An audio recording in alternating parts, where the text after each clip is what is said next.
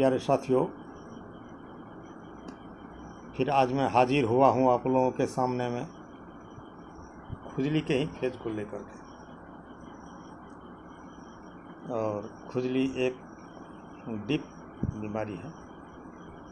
वैसे सारे शरीर में है तो कोई दिक्कत नहीं है, लेकिन खुजली का एक तो स्पेशल सीट होता है कहाँ, तो गुप्तांग के पास, जिसको बोलते हैं काछ में खुजली। और ये खुजली को लोग बहुत अच्छी तरह से पचाते हैं। काहे तो ये अंदर में बाहर तो है नहीं, अंदर में है, लेकिन परेशानी तो आखिर उसको है। अब ये भी हमने तो शायद पहले किसी वीडियो में ये कहा था कि शरीर के जो विजातीय द्रव्य हैं वह बाहर निकलने का प्रयास करता। बाहर भी कहाँ से निकलेगा? आपके घर की टट्टी कहाँ धंसती है? जहाँ का मिट्टी कमज़ोर है। आपका घर कौन सा आंधी में गिरता है? जो घर कमज़ोर है। ये चमड़े का भी जो भूभाग है, ये भी जहाँ जो ज़्यादा कमज़ोर मिलेगा, जैसे मान के चलिए शरीर के अंदर में सबसे मुलायम है जीभ का चमड़ा ना।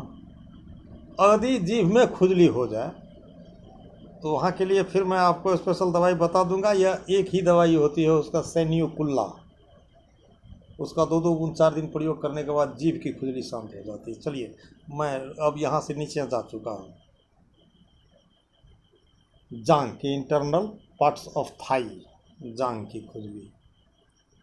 तो यहाँ पर आपको ये विचार करना पड़ेगा कि मुझे साल में किस महीने में ये शुरुआत हुआ था।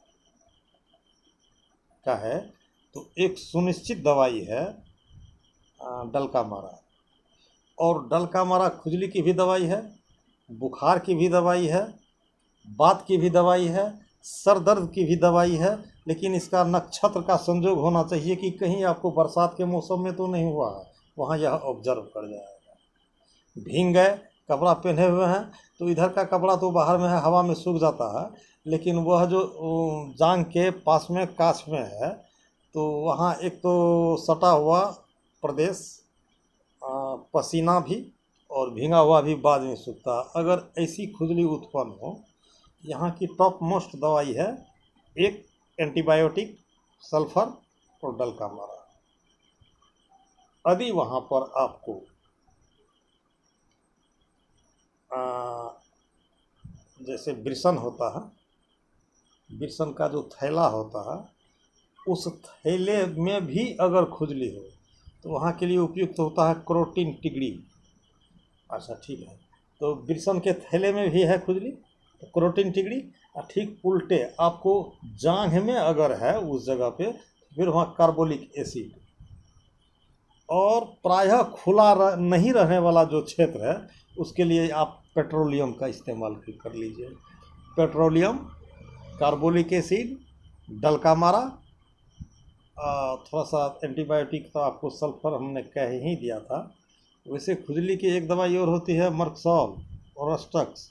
अगर इस दोनों की का प्रयोग किया जाए, फिर आपको यह नोचने में पागल बना देगा। इसलिए इतना हायर एंटीबायोटिक दवाई का प्रयोग मत कीजिए। धीरे से 1 महीना 2 महीना 3 महीना में ये भी बीमारी छूटती है।